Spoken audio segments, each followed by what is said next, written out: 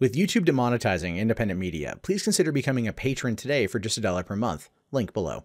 Hey, what's going on, everyone? My name is Matt Jarbo. This is the Mundane Matt channel, and I've been doing this job now for 3 years full-time as of last month, and it's had its ups, it's had its downs, and it's had its in-betweens. But I'm not gonna lie. One of the coolest things that can happen to you if this is your career is some company hits you up and they say, hey, yo, you wanna make some extra green? Right? And they flashed a decent dollar sign in front of your face and they ask if you want to check out their company. Now I've done a couple of these.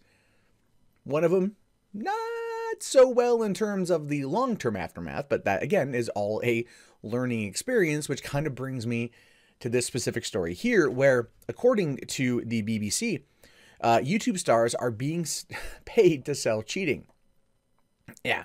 Now, there's been a big attack against YouTubers for quite some time in regards to sponsorship deals.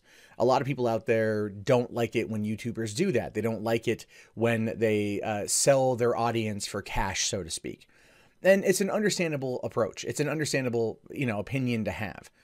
But when this is your career and when this is your full-time job, sometimes it's hard to not do it, and sometimes you don't know everything, right? You can only vet something so far, and if something turns out to be bad on the back end, there's not so much you can do about it, except for just say you're sorry and then try not to do it again. But this is going to be kind of a wake-up call for these particular channels.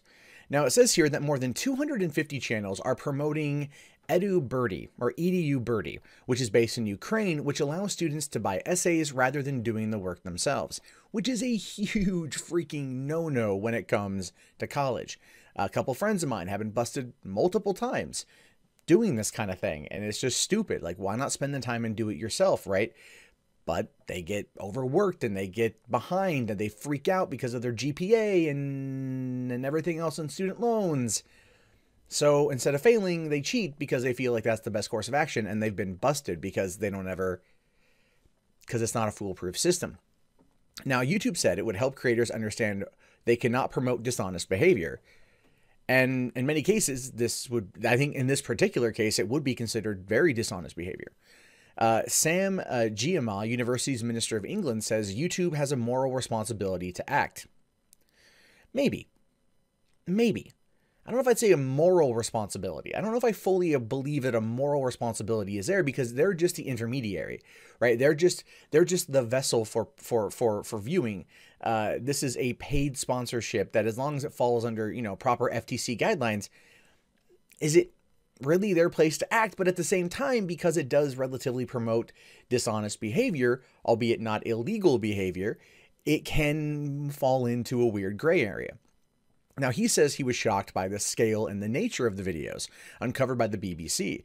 It's clearly wrong because it's enabling and normalizing cheating potentially on an industrial scale. I don't know if I'd go that far. It is talking about help in those areas. I don't know if I'd call it normalizing cheating. That feels like such a hyperbolic way of approaching it. Who hasn't ultimately cheated on some test or some homework somewhere down the road, or somewhere in their education? How many kids figured out a way to get the edge in a certain case? It's not always. It's a gray area, maybe morally, but on the individual that is doing it, not so much in for anyone else's. No one else is responsible is what I'm trying to say.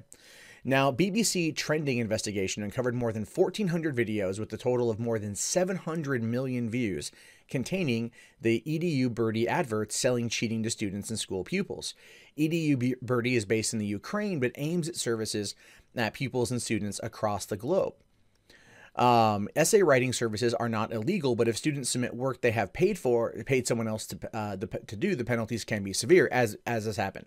One person that I know did it once, got caught, did it again in the same freaking school year, got caught again, and then had to hire a lawyer in order to write a letter to the school basically promising not a third time it wouldn't happen again in order for them to graduate. And it ultimately worked out in their favor. The school was willing to work with them, but I think it did take kind of the intervention of a lawyer to really kind of kick it in.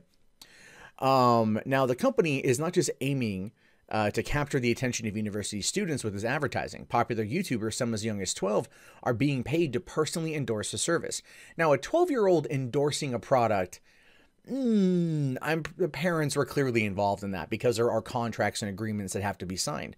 But it is, again, one of the things when this is your job and you put out a video and the video makes like $10, because in many cases, under a certain amount of views, you're lucky to even get $10 these days. Someone comes along and they offer you a couple $1,000s for like, an advert or a standalone video. I mean, it becomes this, there's an allure there. And unfortunately, that is when you have the business side of things and the personal side of things really collide. Like, is this the right thing to do for my channel? Should I put this advert on there? So on and so forth. Because here's the thing, if you do it, there's always going to be one person out there that is mad at you for making this kind of content. They're mad at you for selling out, but they don't understand like that there's usually a cost involved with everything that you do. What you're seeing on the screen right now costs money to get on the screen, right? I mean, everything takes time, it takes effort, there's a cost involved. And so being able to profit off of it in terms of getting something that can help get you through a bad month or help get you over the top of a specific goal in order to get you maybe a better piece of gear or just to float you a little bit longer, or to help pay off a bill. People are human. And so that's the whole aspect here. I'm definitely coming at this not from the perspective of a person who is wildly against sponsorship. I'm not. I think if this company were to come to me and ask me to pimp it, I probably wouldn't, just because, the idea behind it is one that I've seen directly impact my friends in a negative way. As for other sponsorships that I'm done, which I'm sure will be mentioned in the comments below, chalk that one up to just, first time there were problems, moving on from that, like, won't make that mistake again sort of thing. So, there's that. But the 12-year-old doing it, that's a little bit, that's a little young in my opinion. That's a little young. Now, in some of the videos, YouTubers say if you cannot be bothered to do the work, EDU Birdie has a super smart nerd who will do it for you. Yeah, that I'm not a huge fan of. That does a pro-cheating thing. It's not like, hey, are you behind? I mean, I guess how else do you sell it? How would you sell a product like that? That they write your essays and they write your papers. How would you sell that product by not basically trying to say like, hey, have some super smart nerd do it? The adverts appear in videos on YouTube channels covering a range of subjects, including pranks, dating, gaming, music, and fashion, which makes sense. They want to basically hit across the board. The first sponsor I was in that I was brought to was Candid, and Candid ended up going to a wide variety of people. You had anti-feminists, you had feminists, you had different types of tech channels or commentary channels. They were very much spreading it out as a way to bring in as many people as possible, and that was their business model at the time. They include several stars, such as Adam Sala, whose channel has 4 million subs, and British gamer JMX, who has 2.5 million subscribers. Following the BBC's investigation, both have now removed videos with EDU Birdie adverts from YouTube. Now, again, that could be, who knows what their contract is. If their contract says, you have to keep it up for a certain amount of time, or there's like a non-disclosure or a non-disparagement for a certain amount of time, then they may not be able to touch it. But apparently they both have, because at this point it's probably better for them to just pull it, even though it's going to look bad, then they're going to take the short-term heat versus the long-term heat. Now, the BBC also approached the mother of one 12-year-old who had promoted the company to his 200,000 followers. She also took the advert down, but she also had to agree to it. She also had to sign the contract.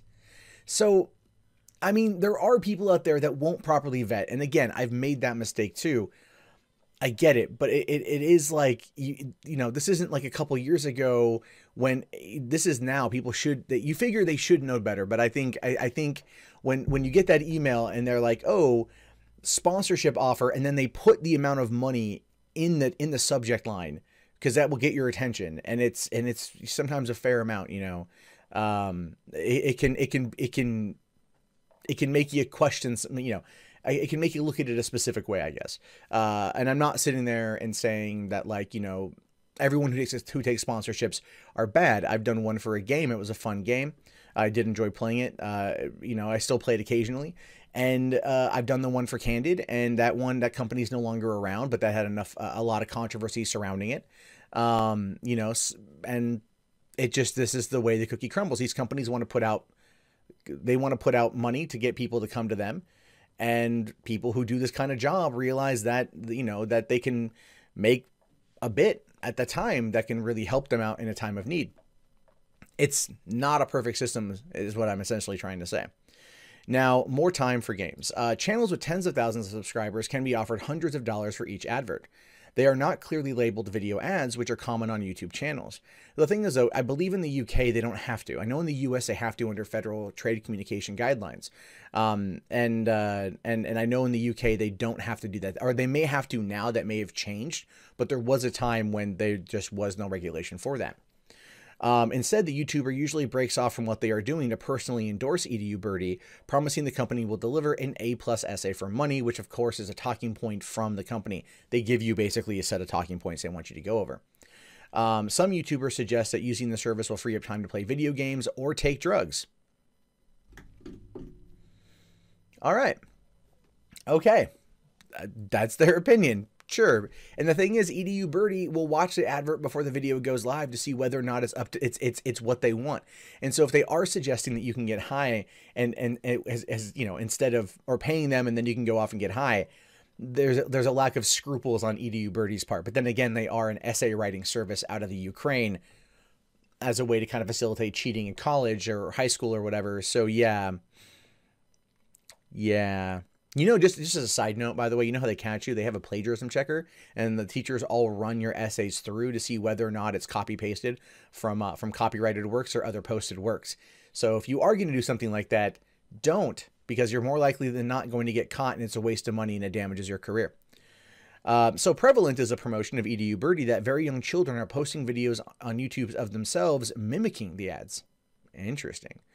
Sam said that EduBirdie's marketing was shocking and pernicious as it presented cheating as a lifestyle choice. Well, it is a lifestyle choice, but I'm not saying it's a good one. He said the YouTubers involved should be called out for abusing their power as social influencers. And again, like, this is the thing. This is the thing. What we need to do here is approach this from a Hanlon's razor perspective. Don't assign, you know, malice where stupidity can be equally placed. I know I really screwed that up, but it basically works. What happens here, and this is just being truthful, if okay, like, let's say for example you've got Sam, okay, and I know, but Sam's a YouTuber with a million subscribers, and Sam does a video for EduBirdie. Now, Sam's got a social sphere of other YouTubers that talk about similar stuff, probably with smaller things, and those people notice that Sam put out a video with EduBirdie as an advert. Then those YouTubers get emails from the company saying, hey, would you like to do an advert for us? Here's this amount of money.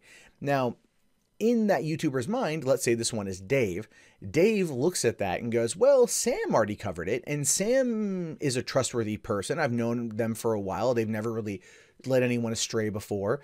They must have properly vetted this themselves, or else they wouldn't have done it, because they have a lot more to lose, i.e., it should be okay. Now, what I want to reiterate with that point, though, is that is a bad way of going about it. It's also what happens in many cases with these particular types of sponsorship deals that go out to a wide variety of YouTubers. They get the top tier ones that are willing to put it out there.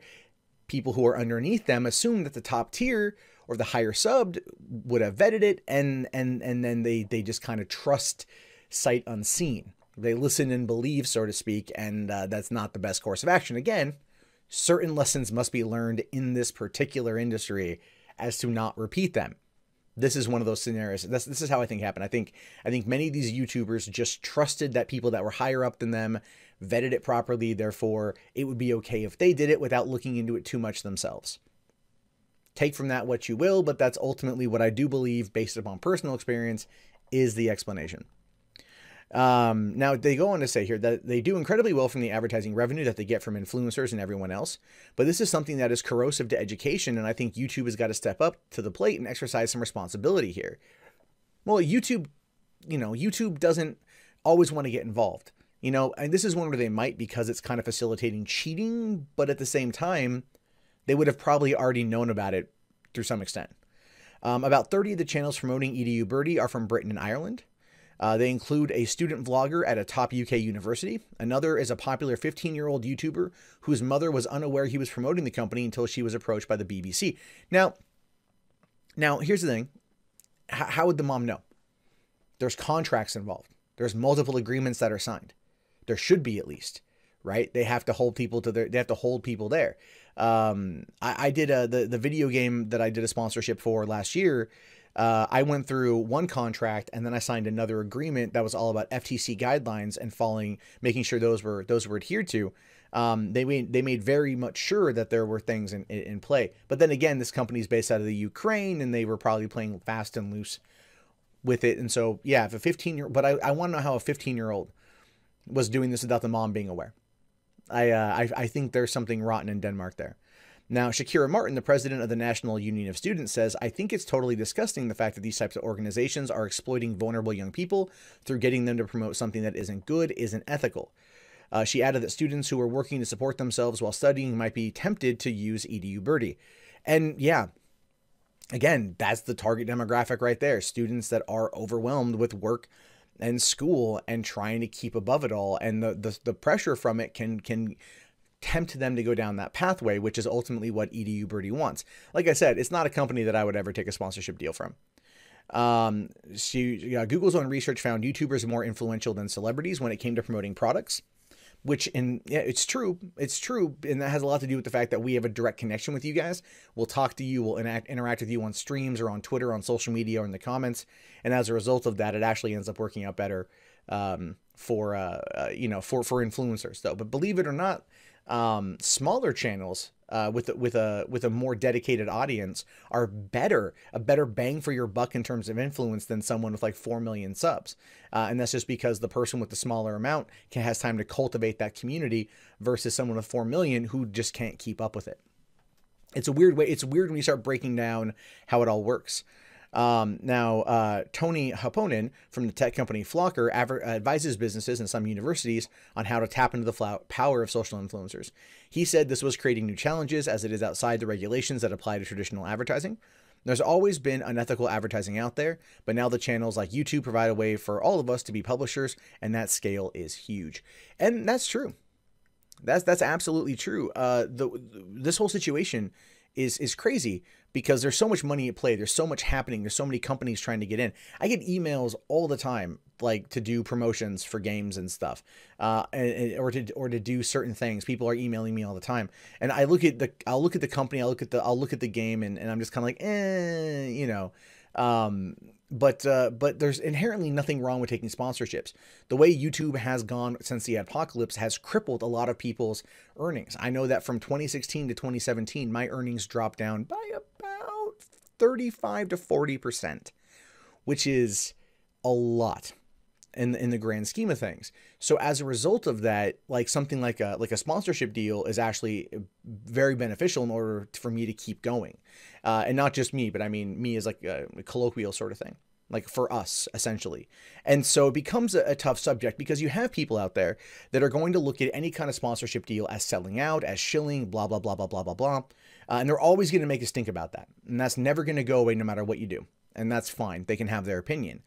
But if you want to do this as a job or as a career, this comes part of it. This is actually a decent sized part of it, because this is how you sustain yourself to be able to work. You know, you are always looking for deals as a way to get ahead. You're always looking for deals as a way to maybe earn a little bit extra to buy that next piece of gear to up your game, or pay your rent, or pay your car bill, or your insurance, or food, or anything else like this. And due to the apocalypse, these companies that may be a little bit more skeezier than others are coming in, and they're nickel and diming these YouTubers, these influencers, if you will, because they know that right now people are desperate. Which is one of the reasons why I think you've seen so many from EDU Birdie, is because people are just desperate.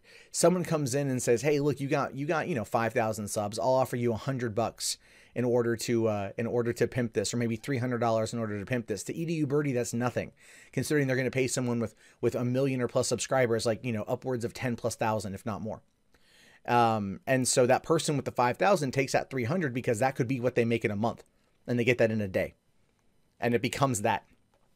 And so that's the big problem here is when people say, don't put all your eggs in one basket with YouTube. Don't place all your trust in YouTube advertising as a way to sustain your income, but then come at you about taking sponsorship deals. It's a very confusing thing for content creators who are literally, and this is just like, I'm being truthful, that are just trying to get by. But this story is interesting, so I wanted to cover it. I know it went on for a long time, but there's a lot there to discuss. There's a lot there behind the scenes that clearly the BBC investigation is not going to cover, but they have a point. EDU Birdie is not a good company to take a sponsorship deal from. What they're selling, while it is on the person purchasing, it's questionable. It's definitely unethical. It's questionable, and it's, I guess, up to the morals of the person themselves who would take the deal. But I don't believe that a 12-year-old and a 15-year-old signed the deal without their parents knowing. Not one damn bit.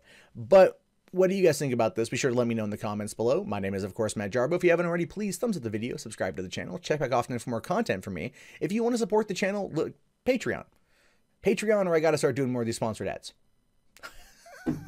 I'm kidding. Clearly that was a joke. Anyway, if you guys just want to see more from me, the best way to do that is just to, well, watch right now.